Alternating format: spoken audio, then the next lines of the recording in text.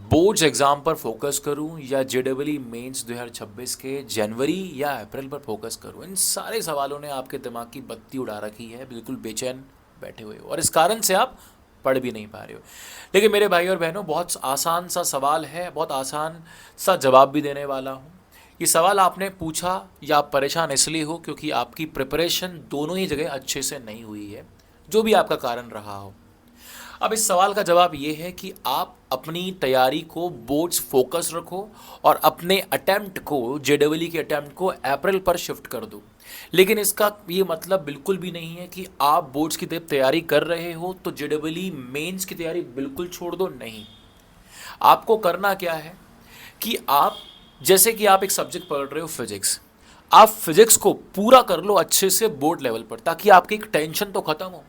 तो आपको एक सब्जेक्ट कर देना बोर्ड लेवल्स पर। बोर्ड लेवल पर करने का मतलब क्या है कि आप अपने जो भी आपका स्टेट बोर्ड है, सेंट्रल बोर्ड है, उस चैप्टर, उसकी जो बुक्स हैं उसके सारे कॉन्सेप्ट कवर कर लो, उसकी बुक्स के जो क्वेश्चंस हैं वो सारे कवर कर लो, और उसके रेफरेंस को एक बुक है तो वो आप कवर कर लीजिए।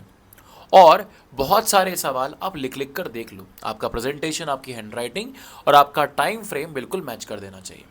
जब आपको सर्टिफिकेशन मिल जाए तो आपको उसी सब्जेक्ट के अंदर अब आपको मेंस में चले जाना चाहिए। क्यों बोल रहा हूँ मैं ऐसा? क्योंकि जैसे ही आप बोर्ड ख़त्म करते हो तो आपका बेस बहुत सॉलिड हो जाएगा, और जैसे ही आपका बेस सॉलिड होगा आपको मेंस तैयारी में एक बूस्ट मिलेगा, शार्प।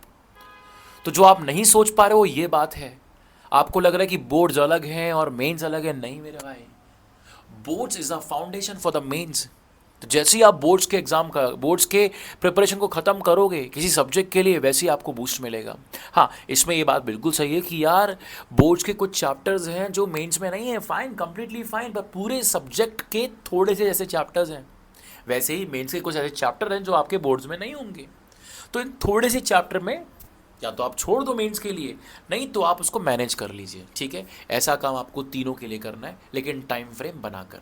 फिर बचते हैं लास्ट के 2-3 सब्जेक्ट मेरे भाई, वो बड़े आसानी से मैनेज हो जाएंगे। उसके लिए लैंग्वेज पढ़ने के लिए आपको हफ्तों हफ्तों पढ़ने की ज़रूरत नहीं है। आई गेस मैंने आपके सवाल का जवाब दिया। तो पढ़ाई करना शुरू करो और लगे रहो मेरे भाई, खूब मेहनत करो बिना रुके, बिना थके। और फिर भी अगर आपको दिक्कत आती है तो आपका भाई आपके लिए हाजिर है। कमेंट बॉक्स में आप कमेंट कीजिए and I will make sure to make a video for you. जिंदाबाद, मिलता है अगली वीडियो में।